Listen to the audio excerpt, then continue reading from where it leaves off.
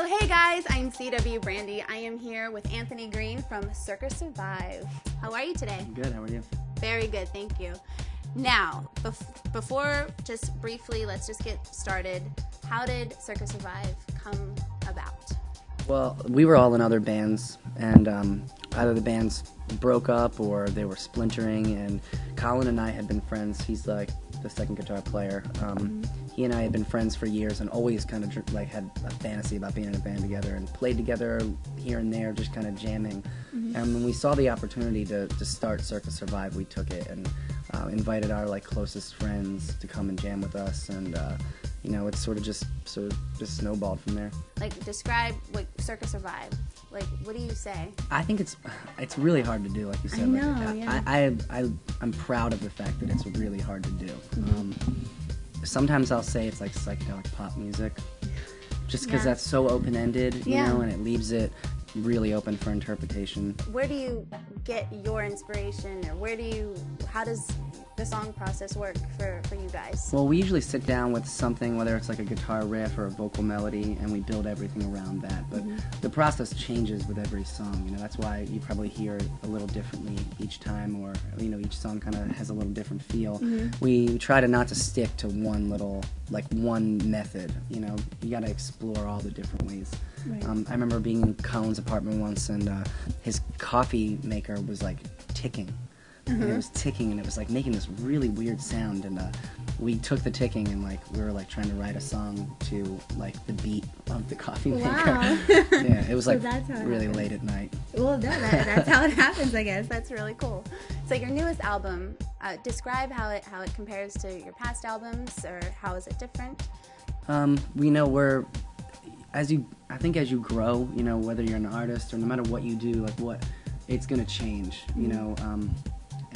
I think that in a lot of respect, it's a little bit more raw, you know, than the other albums, and you know, it's also, people can say that it's a little bit more polished in certain areas too. So it's really hard for me to sit down, being so close to it, and say how it's different. I think it's just that we're older now, and you know, the music just can't really help but reflect, you know, what's going on in your life, and you know, that's usually what happens. Sure.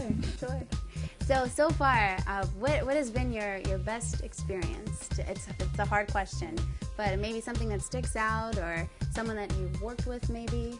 Well, working with David Bottrell was incredible. He produced this record. He also worked with King Crimson and Tool and Silverchair. He's an incredible producer, and just being able to like get in the studio with somebody like that is pretty awesome.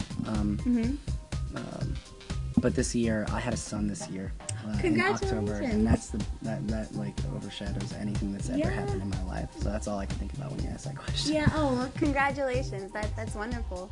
And plans for 2011, or are you guys gonna make another album? We have we're writing constantly, and we're doing some touring with My Chemical Romance. We're gonna do some shows with Thrice in April or May. Yeah. What would you say is, in your opinion, is the most underrated band today? Good Old War. Good Old War. I actually interviewed them. Oh, really? Yeah.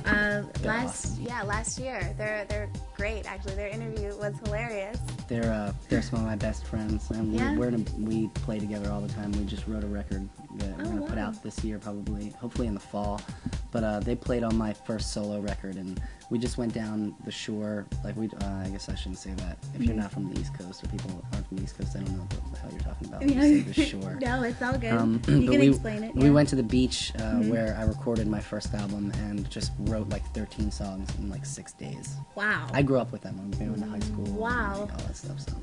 So you guys have that connection, and it's just easy, and you guys are comfortable with each other. They're like my best friends. Yeah, that's awesome. So wait, Coney Island? Yes, that's one of my favorite songs.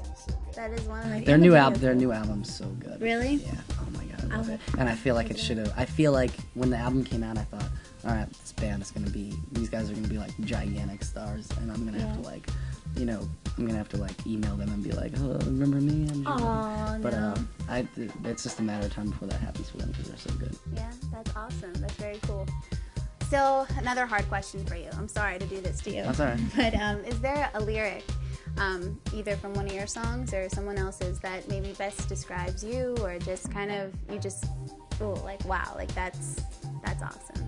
Whenever we sing the song Get Out, like the entire song, that song just like, it just makes me feel like somebody else. Yeah. Like I feel like a different person, and I feel like it says like everything I want to say. And I think that might be the first time one of our songs does that for me.